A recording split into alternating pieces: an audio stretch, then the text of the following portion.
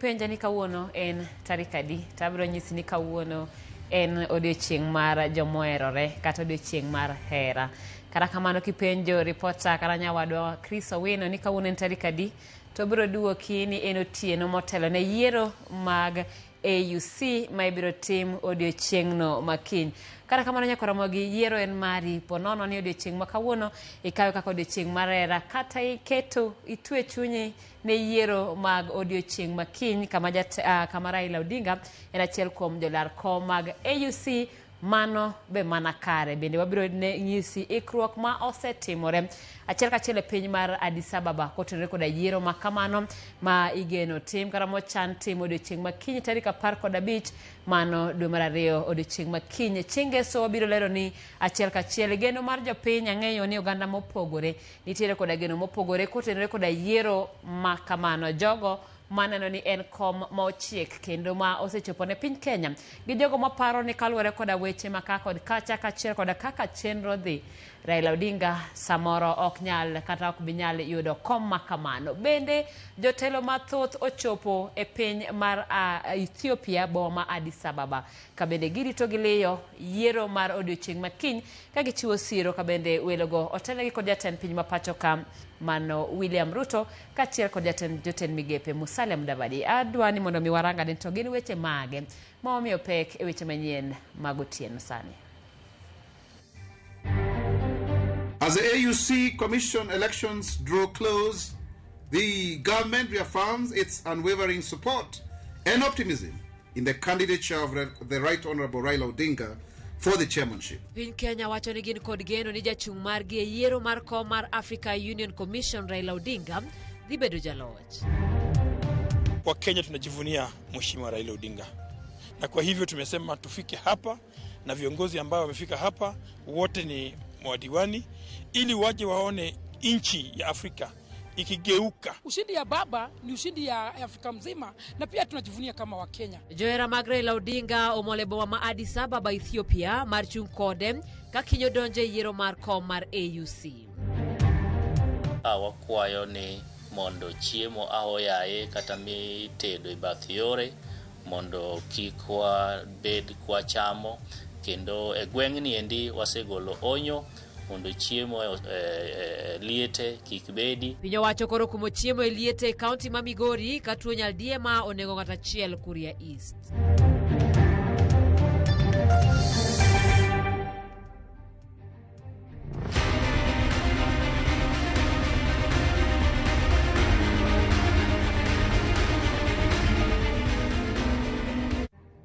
Kaka pile tudi kodwa namba marote machuok mar 2-3-6 bende waidore mbui mag oganda achiel kachiel yudwe mbui mar YouTube, mbui mar Facebook, mbui mar X, yudwa kanyo bende mbui mar Instagram kachiel koda mbui mar TikTok. Nyinga Simfrozo Kinda, jaloko marwa en Elizabeth Otieno.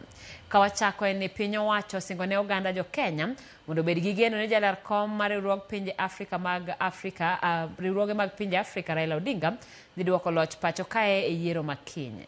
Jaloso lo piny owacho Isaac Mwaura jogoro mogirore migawo mar pinje ma oko Laktar Sing'ei Korir olero ni sirikal timo duto manyalore mar miyo Raila loch. Mabiro kinde ma jotelo ma pacho kae oketo pogruok margi mar siasa thenge kendo kwa ni Raila Odinga hawi maber. En report nyakoromo gi ma Chris Owino pod losonwa kendo ka wang' wayude to wabiro mi kod kukumare. Kapod wantiere mane weche mag yiero mag AUC ni kweth jo Kenya kamoting'o jo od bura, jotelo kachiel kod jo Kenya mamoko oyore boma ma Addis Ababa piny mar Ethiopia mar siro jalar kom AUC ma Kenya Raila Odinga. Moko kuomgi moloso kod Ramogi TV lero ni gichopo mar bedo e kwan mag oganda mabiro bedo joneno ne yiero makamano mibiro bagi odiochieng' makiny e piny mar Ethiopia. Koro matin seche 24 to yiero mag AUC timre boma ma Addis Ababa piny mar Ethiopia. Welo mopogore mowuok Kenya koro molo motelo ne yiero mibiro bagi odiochieng' makiny. Jotelo sirikal mamalo motelnegi kod jatend piny William Ruto kod jotend migepe Musalia Mudavadi oting'o jaod bura ma Dagoretti North Beatrice Elachi, seneta ma Nandi Samson Cherargei, jaod bura ma Mathare Anthony Oluoch, Jaod bura Maseme James Nyikal, jaod bura ma Kisumu East Rosa Buyu, jaod bura ma Suna East Junet Mohamed e kind joma moko. Governors mochopo oting'o Governor ma Mombasa Abdul Swamad Nasir, Governor ma Homa Bay Gladys Wanga, Governor ma Kisumu Anyang' Nyong'o e kind jotelo mamoko. Afrika mzima tawala Raila tawala. E oko mar lok tich mar Africa Union Commission, moko kuom jo Kenya obago miel kachiel gi wer.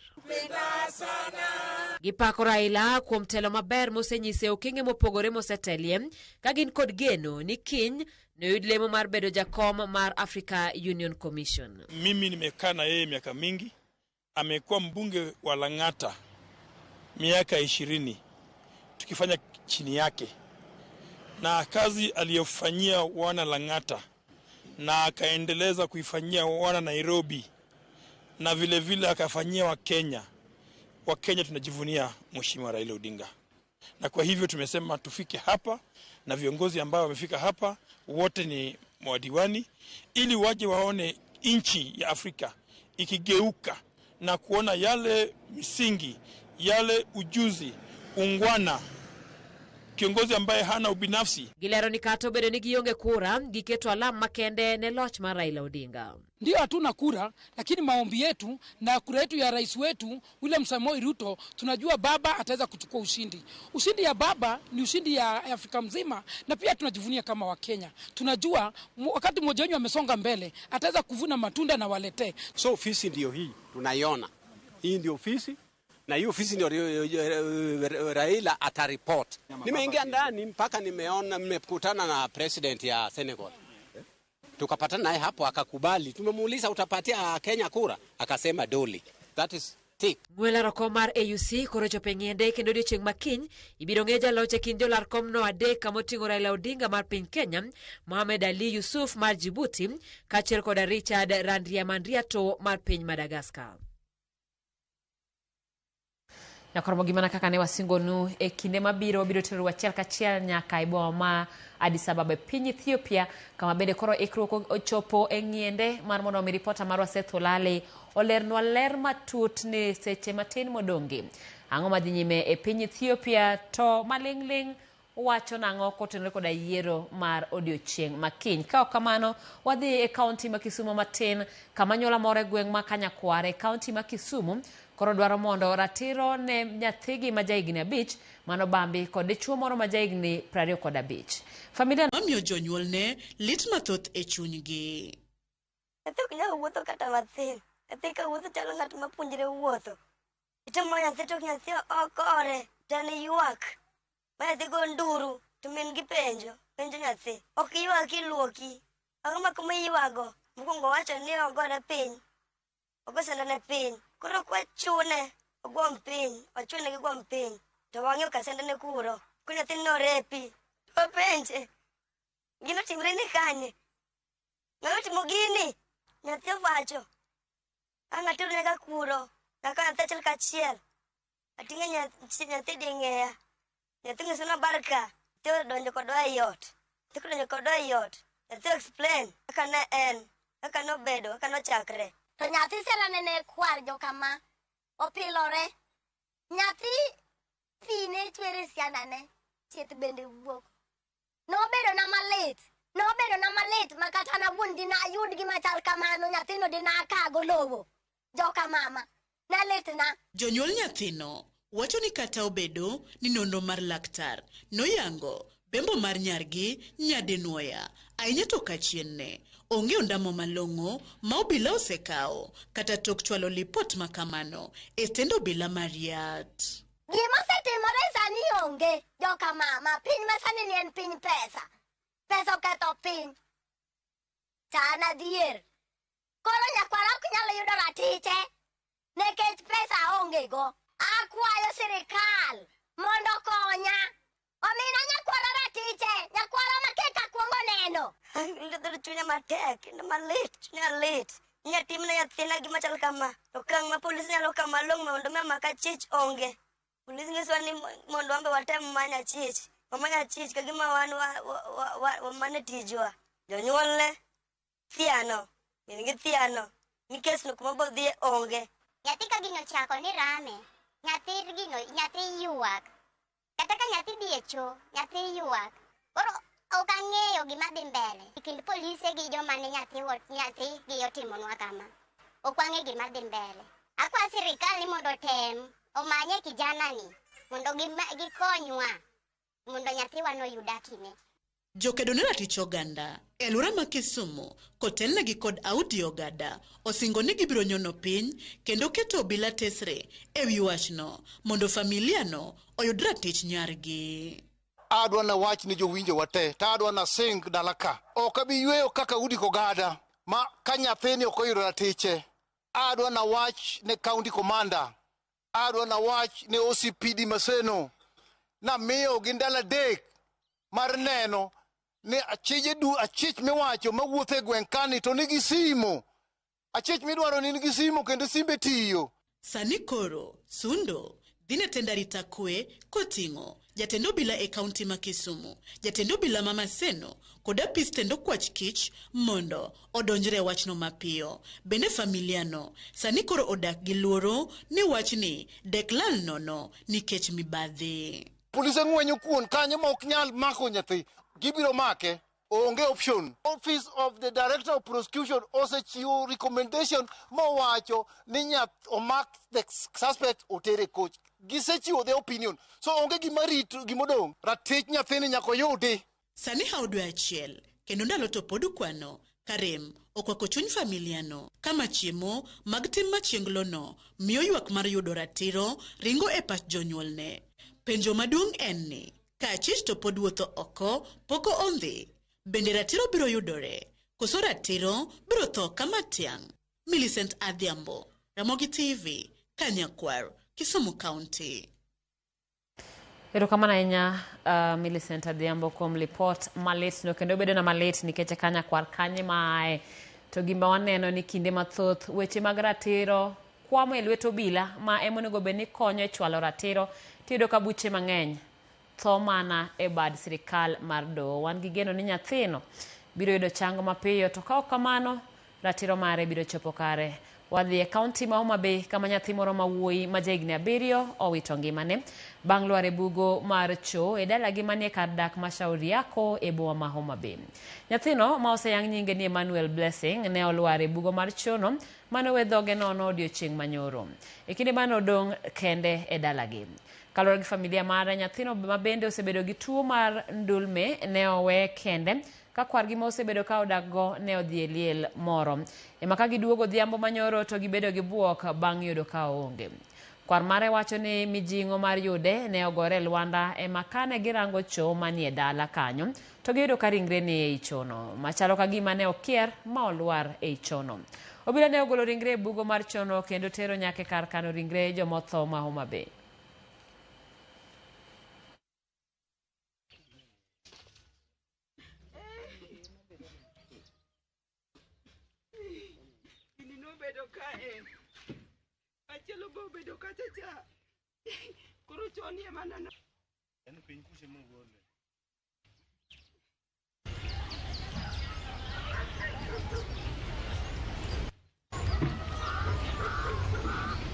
Ayudo ka nyithindo moko tuge e kanisa kama ng'eny.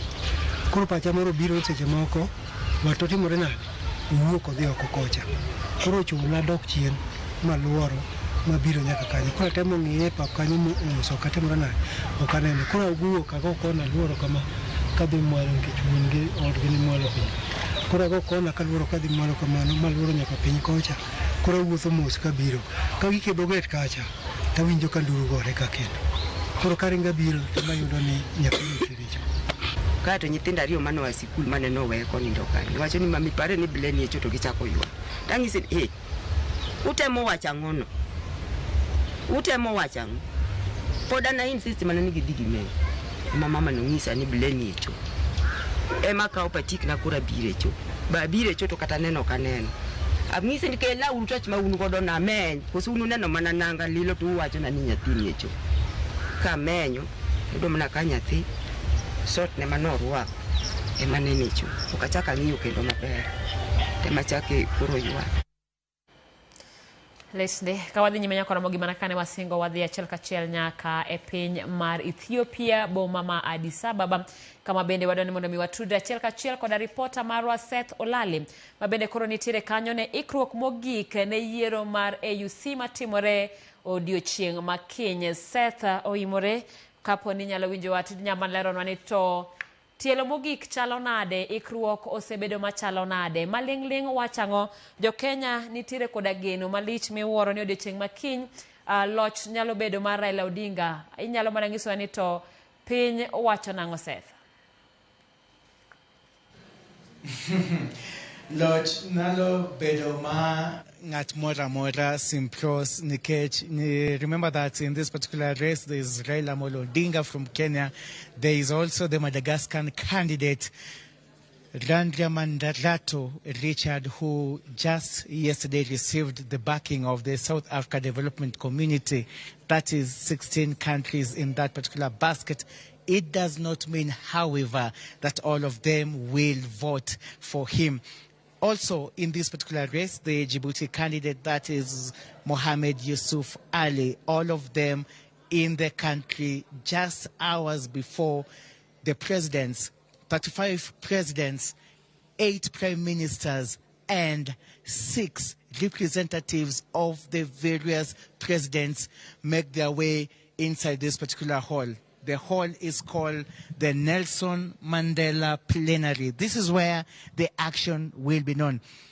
Hopefully, at this particular time tomorrow, we should have known who succeeds Musa Faki, the outgoing Africa Union Commission chairman, and who will also take up the deputy chairperson slot. All these up for grabs.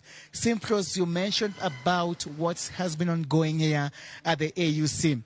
Today, there has been serious and intense lobbying and consultation.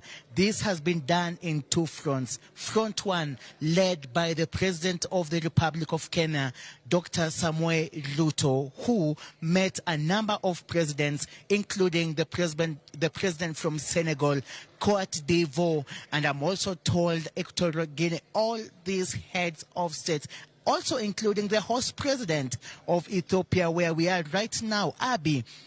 This has been an initiative meant to consolidate votes for Kenya's candidates Raila Odinga. Remember that in the tradition of the AUC elections, the last minute count, anything can happen, no stones are left unturned, and nothing is left to chance. And those are the words according to the Foreign Affairs Principal Secretary, that is Dr. Sing'oei Korir, who did also raise concerns about a letter by the Secretary General of the South Africa Development Community urging its 16 members to support the Madagascar candidate Richard Randriamandrato. But according to Sing'oei, it will not alter much, but they are also reaching out to SADC to try and establish, what are the implications and what was the motive behind this letter just less than 4 days to the polls that will be happening here tomorrow at this particular plenary. I mentioned that today consultations and strategic meetings are being held from 2 fronts, one by President Ruto here at the headquarters of AU. The other one was by the Raila Odinga Secretariat, led by the likes of Ambassador Elkanah Odembo. Talk about Professor Makau Mutua, talk about the likes of Pauline Njoroge, and the list goes on, and Dr. Nancy Karugu is also the former Nyeri governor. All these were held up in a last minute strategic plan to execute, to make sure that some of those perceived swing votes, members from those particular states, are reached out to just before they get here tomorrow for that closed-door session that will include the election of the AUC chair and the deputy. But apart from that, they are also making sure that the plan is executed. Remember that Raila Amolo Odinga has been to over 30 Africa capitals, or rather destinations, according to the Secretariat, they have done what they could. They have exhausted all their campaign machinery, and now it's up to Raila Amolo Odinga to be elected. It can be anyone, including the Madagascar candidate, Richard Gamandrato, who all of a sudden, it appears, has emerged as also a very formidable force. So there is no prediction when it comes to the AUC election. No polls, no opinion polls are held. It will only count when the heads of states tomorrow, Saturday, enter this hall and vote the candidate who will be named there shortly after Simpros.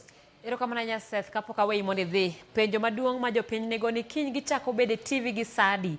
Kaluwore kodwa kiny kochopo saa 3 mar okinyi to wachako menyo boma ma Addis Ababa. Penjo en ni yiero machiel kachiel chakore sadi. Lero ni kochopo saa machal kama odiochieng' makiny wang'eyo ni en jal mane ma bende osebedo okawo kom kachiel koda jalupne. Yiero yie kata luto ombulu chakore sadi odiochieng' makiny. Bura makiny bro chako chon saa 1 kata saa 2 gokinyi. But the most important thing, Cyprus, is that the final agenda of the AUC organization here tomorrow, the very final topic or agenda will be the AUC election. So it is the last agenda on the item, meaning the election will take place from 5 p.m. because we expect that the report that will be read and endorsed and ratified by the 49 member states of the African Union who are attending tomorrow's 38th ordinary session of the heads of state here will indeed go through the reports, and also they have to endorse. Remember that also there will be AOBs, any other business and matters arising. After the conclusion of that, the final agenda tomorrow is the election of the African Union Commission chairman and the deputy. So we are expecting that this exercise will take place at least in the afternoon. It will also depend on how the president, or rather the president of the African Union, the Angolan president, the pace at which these particular report submissions will be read and endorsed and ratified by the heads of state. So talking about time, it should be past 5 p.m. tomorrow.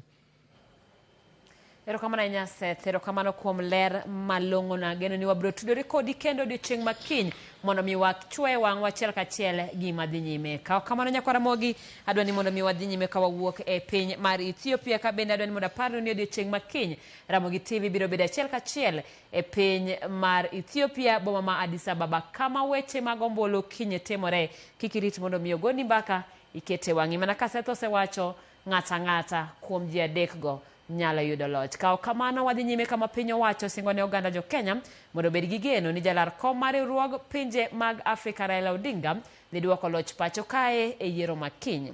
Jaloso elo piny owacho Isaac Mwaura, jagoro mogirore e migawo mar pinje ma oko Laktar Sing'oei Korir oloro sirikal timo manyalore mar miyo Raila loch. Mabiro kinde ma jotelo ma pacho kae oketo pogruok margi mar siasa kendo kwayo ni Raila Odinga hawi maber. Ma en lipod Chris Owino. Seche 24 motelo ne odiochieng' ma piny Kenya osebedo karito gi sironyo, piny owacho osingo ne oganda jo Kenya ni gitimo duto manyalore e bwo wang' chieng' mar miyo Raila Odinga loch e yiero mar riwruog pinje mag Afrika AUC. Jaloso elo sirikal Isaac Mwaura kod jagoro mongirore migawo mar pinje maoko Dr. Sing'oei ojiwo jopiny mondo kik bed kod kihondko moro amora agin kod geno mar duoko loch pacho kae. The government reaffirms its unwavering support and optimism in the candidature of the Right Honorable Raila Odinga for the chairmanship. Over the past few months, Mr. Odinga has led an intensive and strategic campaign, directly engaging over 40 African heads of state and securing broad-based backing across the continent. Koyo ne osegoyo oganda jo Kenya bang' riwruog pinje mag Afrika ma milambo SADC jiwo pinje 16 magin jokanyo mag riwruogno mondo osir lwedo jachung' mar piny Madagascar Richard Randriamandrato. Weche Mwaura bende osir lwedo kod jaod bura ma Uriri Mark Nyamita ma onyiso oganda jo Kenya mondo orit rwako Raila pacho bang' yudo loch. Kampen ma jakom otimo iluonge ni door to door. Kech odhi door to door, owuoyo gi jakura. Mopogore gi yiero mamoko miwuoyo gi jirali, mikia ng'ama owinji, ma owuoyo gi ng'ama dhi go kura door to door. Koro all the efforts osetimo. Kendo aneno ka owuoth across mosedhi e pinjegi duto ma jogi nye gisewinjore godo. Advisory mane owuok e SADC cha, macha to koro chalo kaka koponi kata une gweng' to ng'ato jatend kanisa dhi e kanisa to wacho ni wan kaka jo kanisa no waneno ni mondo udhi kone, to kochuno ni jo kanisa go te bro goyo ombulu ne ng'ama gidwaro. Koro macha ne en wana spokesman mar jo SADC ne wacho ni encourage tingini ko wuoyo gi jogi individually, joka no wuoyo kamano.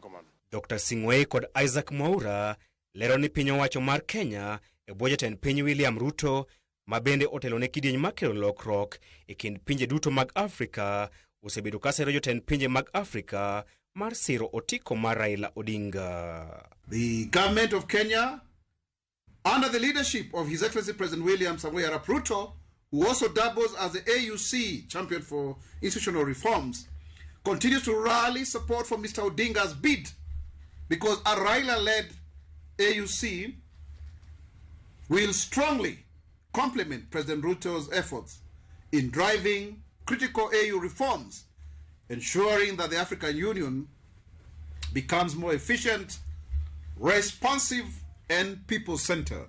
Piem mapek wachore dhi bedo e kind jatend migawo mar weche maoko mar piny Djibouti, Mahmoud Ali Yusuf, kod Raila Odinga. Kata kamano, Isaac Mwaura lero ni Raila ni kod thuolo maber kaluwore ni otiko mare osesir lwedo kod riwruok mar pinje mag Afrika ma Ugwe, jotend pinje mag Afrika machon man kod mbi maduong' mar siasa kaachiel kod osiepe Kenya. Mark Nyamita owuok tung' muoso kod rowere mosebedo ka ndiko weche maricho ewi Raila Odinga ewi mbui mag tudruok ka owacho ni koko margi chal ywak ogwal ma ok nyal mono dhiang' modho pi. Ne jowa manene social media gi kamora mora magombo mondo baba kik yudi. Ada wacho ni mago ok gin wazalendo ma Kenya. Nikech kuponi SADC e Kenya gigo duto te ma baba osetimo. Ka in pok ineno nyaka kawuono ma kupono dwaro gimoro ma international. Baba sani koro en candidate mar jo Kenya. Ok en candidate mar party, ok en candidate mar region mora mora. Omiyo gima mora ni ng'enjo mago koke social media gino gidonje odcha. Ok gigo kura. Omiyo wan warito chinjo diel chieng' Sabato. Magi timore kinde ma jatend piny William Ruto odhi nyime kod campaigns magi e tielo mogik ni Raila Odinga. Odiochieng' ma kawuono, Ruto oromo kod jatend piny Senegal Bassirou Diomaye kod Prime Minister mar Ethiopia Abiy Ahmed Ali. Jaloch e yiero ma AUC nyaka yud ombulu 33 e tielo mokwongo eka inyalo yange kaka jakom manyien. Ponono ni onge jachung' ma oyudo ombulu 33 e tielo mokwongo, namba 1 kod namba 2 dhi dok e yiero e tielo mar 2 kama jal moyudo ombulu mathoth ema dhi kawo kar Musa Faki. Chris Owino, Ramogi TV, Nairobi. Kawuok e weche mag AUC, wadwani mondo mi wakaw ywe mokwongo chenro en mar ang'ech welano kuoro ote mbui mar Facebook. Bro Favor Joel Onyango wacho ni Simfros One Kanyakla, anu moja Nairobi ni maler sana, mosna minwa Judy kod dad Nelly kagintia wendo ng'ong'a hayo maber ni Raila Molo Odinga. Happy Valentine's to you. Erokamana enya William Nyadwa. Ramogi TV anu William Nyadawa kan mawigo wageno ni wang ni baba yudo gicha wasetemo ndi wale mone maber amor kaka jo Kenya te oriwore wachno mae kaka Gen Z dwaro tribelessness. Erokamano Erika Wuoche wacho Ramogi TV ler Nairobi Kayole amoso joka buoch Karading Ongadi School kotelnegi koda Wuoche Ligala Obola Ligala Jane Awuoche min Lea kod japunje Abich Bando agoyo mos etho mar Nyado Othina kod Alois Owigo mar Kanyikela. Alisotino wacho neno wa Kisii wacho ni owish baba good luck. Kikidhi mabor nyako Ramogi pod wantie kod weche mamoko.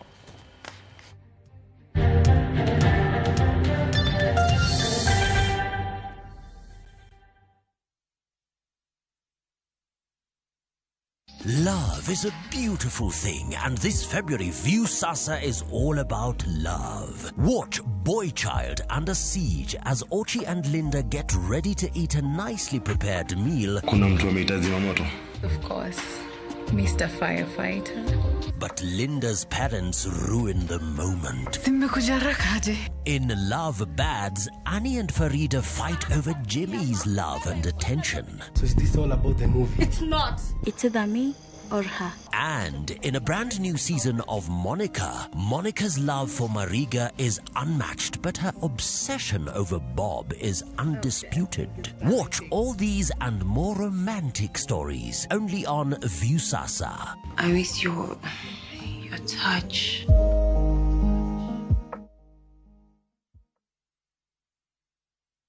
Valentine's en chieng' hera lilo. En yo mane maber mogik minyalo nyiso goera ka ok en gero kinde umanyime kanyakla. Machiegni e Royal Mabati Factory Limited, kama rang'iny mamalo romoe kod kit mwandu molosi. Kendo hera yudo e wi tado mong'ith maume. Yud ber mag deals mamit, nengo mogore piny. Winj ber mar keloni nono maonge chudo nyaka e dhot ei pacho kae mangima. Gochnwa e 022-638-883. Go oda mari kawuono kokale www.royalmabati.com. Chike kod weche mantie nyaka lo.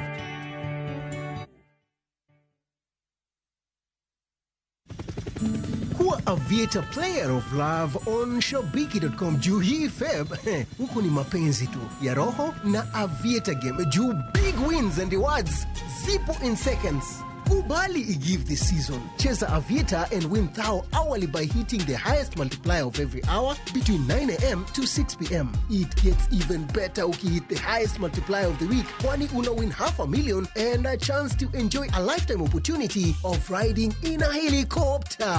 This Valentine's kama mpoa wako hata give. Usitense. Shabiki ina give. Not for persons under the age of 18. Shabiki.com is authorized and regulated by BCLB 428.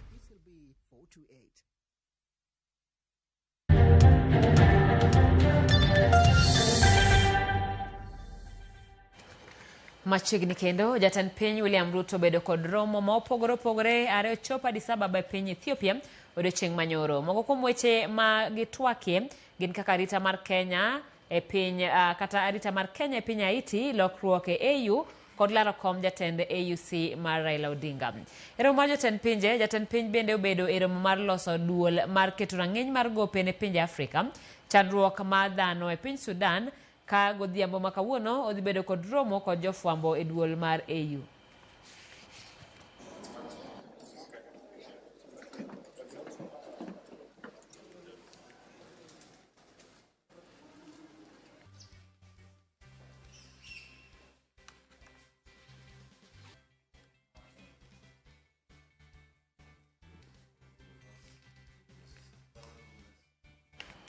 Tok kambi timo nonro mar Infotrack ne landa yanga nonro mar lipot mar gewi kaka governors kod jod bura mag counties osedhach. Oganda ochiwo pachgi ahinya to e sekta mar thieth kod ohala. Kaluwore gi lipodno, gavana ma Homa Bay Gladys Wanga nokawo namba 2 kaka gavana mosego okang' ahinya mana kaka nyawadgi ma Kisumu Anyang' Nyong'o. Ndalo adek tok kambi timo nonro mar Infotrack chiwo yanga lipot mar gewi kaka governors, jod bura, senators kod jod bura mag counties osedhach. Oganda ochiwo pachgi ewi nonro mar lipodno ka moko kuomgi puoyo to moko kwedo. Gavana ma Homa Bay Gladys Wanga nokawo namba 2 kaka gavana matiyo matek moloyo pachoka, kendo kirango yot mar oganda yudo chenro mag thieth, kaunti ma Homa Bay noyangi kaka namba 1 gi atamalo 53. Moko kuom jodak ma kaunti no kata kamano ochiwo pachgi ka giwacho ni chenro mag thieth ahinya to e kar thieth maduong' ma Homa Bay Teaching and Referral Hospital okosebed kitayo makare. En gima okawa gi msangaso ahinya wach mar report mar Infotrack, nikech wanyalo wacho ni en sad if not fake, no, nikech report mar ni Homa Bay nyalo bedo ni nyime e wach mar health, ok en report madiera. Ka japiny dhi osiptal to japiny yudo ka yath onge, tibiro kinyiso ji ni mano en osiptal maber. Wan kod chuny malit kabisa nikech an kaka ng'at mithiedho kanyo aparo ni samoro joma golo ripodni ok thiedhgi e referral hospital ma Homa Bay. Nirwak to kidhi osiptal tirwaki maber kendo joma tiri nyaka kumidhi thiedhi maber. Gimiluongo ni yath ema onge. Anyalo chiwo gi ranyisi kata wadwa ncho yudo ajali nyal kinyi kama to ogweyo matimore CT scan koro yath kata mane jago thiedho wadwa ne onge mogiko no wadwa notho. Komachielo, Gavana ma Kisumu Anyang' Nyong'o nokawo namba 5 gi atamalo 59 kaka achiel kuom governors matiyo maber. Moko kuom jodak ma kaunti no opoyo Nyong'o kuom tije. Kata kamano, pod nitie sectors mamoko kaka thuolo mag tich ne rawere ma giwacho ni nok. Gimedo bende ni nitie dwaro mar medo chwalo chenro mag kungo wa peini moloyo to manie gwenge. Nderni wa ma Kisumu richo kabisa. Moso kede kata kuma e Kabonyo Kanyagwal ward ko chaka Rabuor. Kede nyaka Nyang'ande piny tede nyaka molo na skul Ugwe. Kuonde go onge ndara no chamore orumo nyaka ndalo magre jim magranguma. Gimose time kata chiel onge. Ruth Odinga, ma en jaod bura mar kaunti ma Kisumu, ne en achiel kuom jood bura counties matiyo maber gi atamalo 43. Konchiel, moko kuom jodak wacho ni osetiyo makare kaluwore gi chenro mag tuke makonyo rawere, siro somb rawere kuonde tiegruok kod siro ohala. Komachielo, moko kuom jodak e kaunti no dwaro mondo med goyo kang' moloyo to e sekta mar ohala. Kwa upande wa kina mama, pesa wamepewana kwa magroup, wakina mama wanafanya biashara, watoto wameenda shule, hata kuna wasichana wengine wamepeleka kwa college hizi ya NITA. Wasichana wanasoma ma colleges mbalimbali. Amefanya vizuri sana kwa upande wa biashara kwa ward zetu. Amefanya vizuri sana hapa mashinani, hapa ground. Kazi yake baada haionekani vile. Sasa tunamuomba tu naye pia angalie mambo ya vijana. Mambo ya biashara imerudi chini kabisa. Watu hawezi fanya biashara sababu ya wakora wanafuatana na kila watu kila mara. Efinya Kide, Ramogi TV, Nairobi. Jopiny owuok oko mar nyiso hera e kido mopogore opogore kawuono e seche ma piny gimaingo odiechieng hera kata Valentine's Day. E kaunti ma Nairobi, obila obedo kod thuolo mar ingo odiechieng Valentine's ka gipogo maua ne jopiny. Ka e kaunti ma Kericho, johala kaachiel kod jotend piny kata jotend dini obago nyasi ne nyithi kiye ka gidhialo odiechieng mar hera kanyakla. Jafwambo mar Joyce Oduor nigi mathoth ewi kaka jopiny ne oingo odiechieng mar Valentine's e gwenge mopogore opogore. Tarik 14 dwe mar 2 higa ka higa, piny gi madhialo odiechieng hera kata Valentine's Day, kama jopiny nyiso kit hera e yore mopogore. Ohala mar uso maua kaachiel kod mwandu mamoko marakwaro chacho, ranyisi ni johala oikore makare mar neno ni jonyiepo ok okoso gigo magidwaro nyiewo mondo ginyis hera ne joheragi. Moko kuom jopiny owuok oko mar nyiewo maua kaachiel kod mich mamoko ne jogo magihero ka gijiwo jopiny mondo med nyiso hera kata e odiechienge mamoko. Kawuono abiro kae nyiewo maua. Maua manyiewono en mar mamwa because en mogola mabor. To kendo maua mare amiye kapod ongima. Mane momiyo abiro ka chieng' ma kawuono. Kawuono en chieng' hera. Hera en gima nochako chon. E Garden of Eden kocha chande.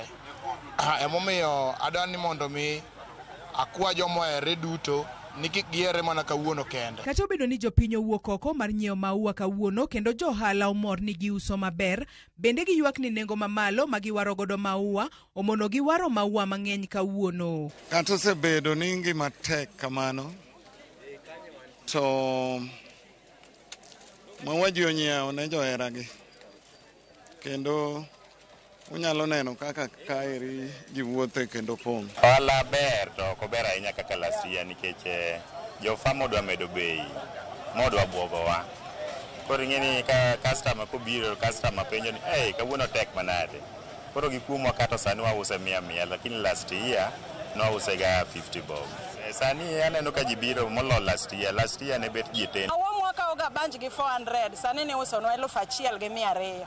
Omiyo ineno kaka pap chal, maua onge, kastembe wa manyiewo mapilo chung stranded, nikech maua onge bei betek, nitie joma kobiro to dok nikech ok ginyal.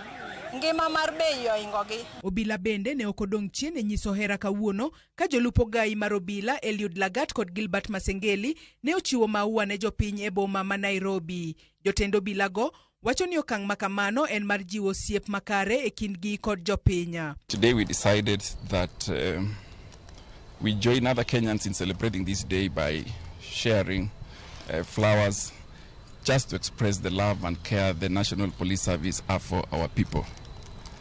We are delighted that today, this morning, here in Nairobi, we were able to interact with the members of the public. So ours is just to extend to the members of the public that we pray for you guys. Always remember and care for your neighbor as you could care for yourself, and we live in harmony. Kaka yorno mar nyiso hera odiochieng' makawuono, johala kaachiel kod jotend dini e kaunti ma Kericho bende owuok oko mar limo nyithi kiye modak kuonde ma nyithi kiye odake. Ninajua kila mtu anajua maana ya Valentine, lakini ukiangalia kwa orphanage hawajui maana ya Valentine. So leo tukaamua tukasema ya kwamba hata sisi tunaweza kuwa their Valentine, na tukasema acha tuite watu pamoja. At least our mission ilikuwa at least for the next 6 months hawa watoto wapate chakula. Manake upendo ni kumake sure mtu ako na chakula. Na aliye na chakula anaweza kupata lishe, huo mtu ako na furaha. Johala go kaachiel kod jotend dini wacho ni gikawo ndamo mar dhialo Valentines kod nyithindo maonge jonyuolgi mondo gilok picha mar odiochieng' Valentines makinde mathoth en mar jogo moherore kende. Lakini nilitilia maanani siku ya leo kuona ya kwamba kumbe hata katika siku kama hii tunaweza kufikia wala ambao hawawezi kujipatia hata chakula, hata nguo. Na hii kitu kama ingefanyika katika Kenya yetu nzima, taifa yote, kweli tungeweza kusaidia watu wetu ambao hawawezi kupata hata ile ya kuweza kuweka mdomo. Joyce Oduor, Ramogi TV.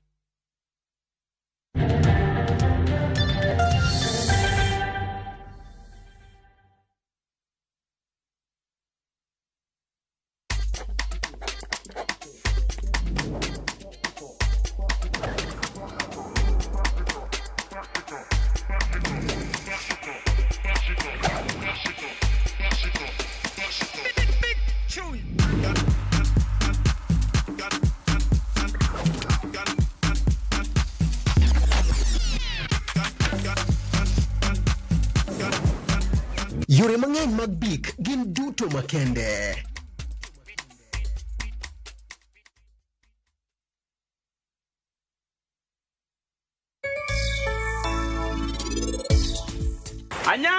Anyango notonga. Anyango nonga. Mimi nimekuambia kitu. Wacha nijiongelee. Idwara ngo kata konyi na. Inyalo konya gi soft loan moro matin. I don't send such small money. Sai umekula hu. Yan manyi ni gimo pogore. Onge wach. Ka onge gimedwa na losni. To dhiyo. Iloke sani na wuok on my own vocation. Ma ok state, ma boke not winjo, ma office. Wach no bene dier. Manyo pesa mano kele Nairobi. Indulge in the moment with every spoonful of Delamere real fruit yogurt.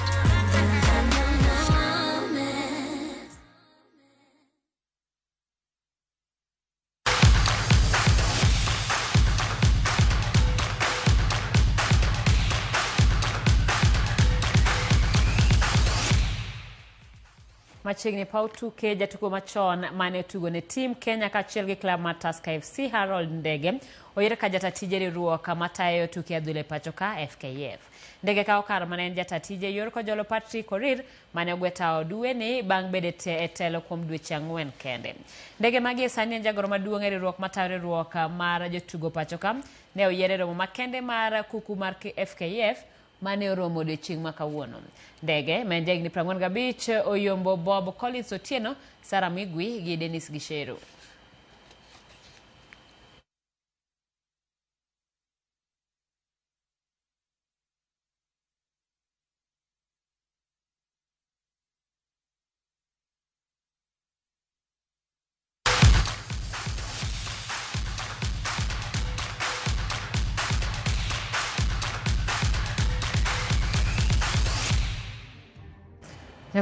No bende thuolo mane wan godo ne weche manyien mag ang'ich welo warom kendo e weche manyien mag oimore. Erokamano nyakom kawo thuolo mari mar bedo kodwa e chenro ni. Nyinga Simfroz Okinda, jaloko marwa en Elizabeth Otieno.